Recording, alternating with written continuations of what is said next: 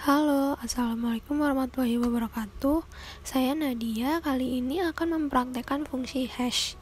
Sebelum itu, kita pelajari dulu sedikit teorinya yuk.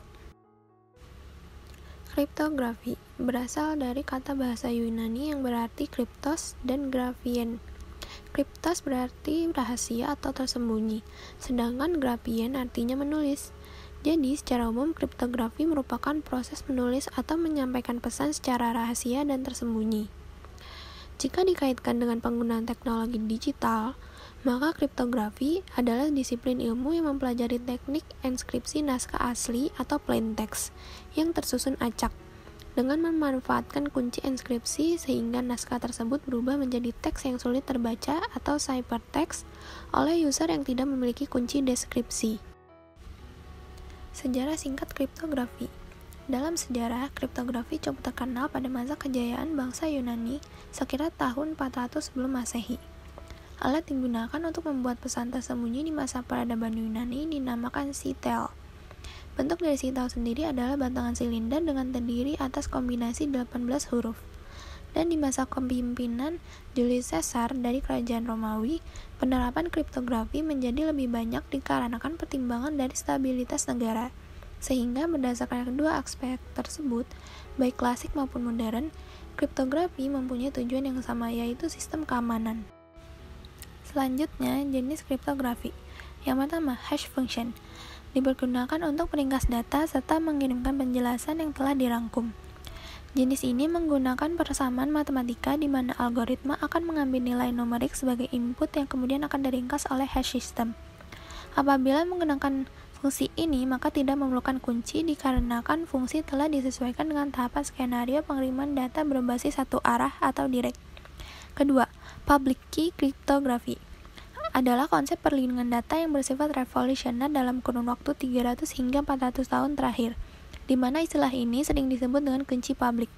Public key ini memanfaatkan dua kunci yang saling berhubungan, yaitu kunci publik dan kunci privat. Public key kriptografi dianggap lebih aman jika dibandingkan dengan symmetric key. Pada jenis kriptografi ini sering menggunakan metode RSA dan beberapa contoh metode lain yang terdapat DSA, PKC, dan teknik kurva elips. Ketiga, symmetric key kriptografi disebut juga dengan kunci rahasia, yang berarti penerima dan pengirim informasi hanya menggunakan satu kunci untuk melakukan enskripsi data. Jenis kriptografi yang digunakan menggunakan AES atau Advanced Encryption System. Pendekatan yang dilakukan oleh symmetric key dianggap lebih efisien daripada menggunakan metode yang lainnya. Selanjutnya, teknik dan algoritma kriptografi. Teknik yang digunakan dalam kriptografi adalah metode scrambling, yaitu teknik pengubahan teks biasa menjadi teks sandi. Teknik scrambling tersebut dikenal dengan istilah enskripsi dan deskripsi, yang mana terdapat tiga fungsi dasar di dalam algoritma kriptografi sendiri, yaitu key, encryption, dan description. Enskripsi adalah proses penyembunyian sebuah data pesan dengan cara mengubah plain text menjadi ciphertext. Deskripsi merupakan kebalikan dari enskripsi yang berarti bertujuan untuk memahami pesan yang ada agar dapat dibaca oleh user dengan baik. Untuk pengertian dari kunci sendiri berarti teknik yang digunakan untuk melakukan enskripsi dan deskripsi data. Modern kriptografi. Beberapa petunjuk untuk kebutuhan kriptografi yang dapat dilakukan oleh para kriptografer diantaranya adalah sebagai berikut. Pertama, authentication merupakan proses di mana pengirim dan penerima data mengetahui identitas dari masing-masing sumber data yang digunakan. Kedua, confidentiality adalah fitur informasi yang terlindungi di mana apabila ada pihak atau user yang mengakses, sistem tidak dapat diproses atau terkendala dalam hak akses atau wewenang. Ketiga, integrity merupakan fitur di mana pihak pengirim dan penerima tidak dapat merubah data tanpa sepengetahuan kedua belah pihak yang bersangkutan.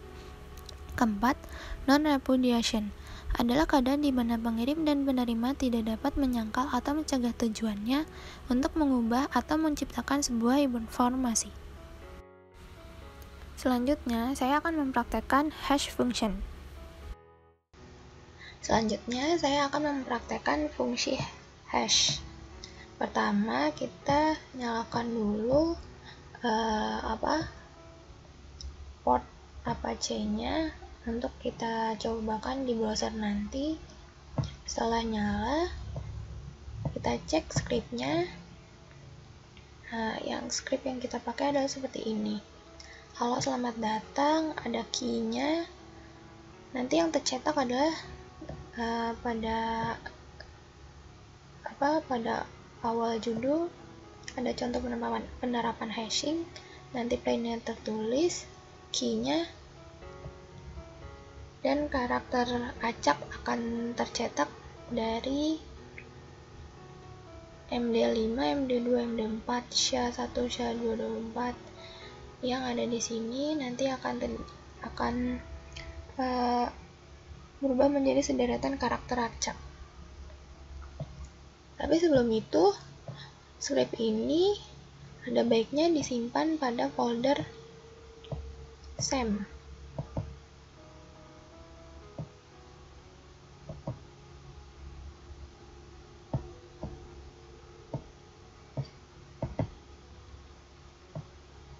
Pada folder htdocs. Di sini saya membuatnya dengan nama folder kriptografi. Di sini sudah ada codingnya hash. Selanjutnya akan kita coba localhost kriptografi hash. Kalau berhasil, fungsi hashnya nanti akan tampil karakter yang sudah teracak seperti ini. Oke, prakteknya berhasil. Saya rasa cukup sekian penjelasan teorinya dan praktek yang saya lakukan. Terima kasih sudah mendengarkan sampai akhir dan maaf bila masih ada kekurangan dan kesalahan kata. Wassalamualaikum warahmatullahi wabarakatuh.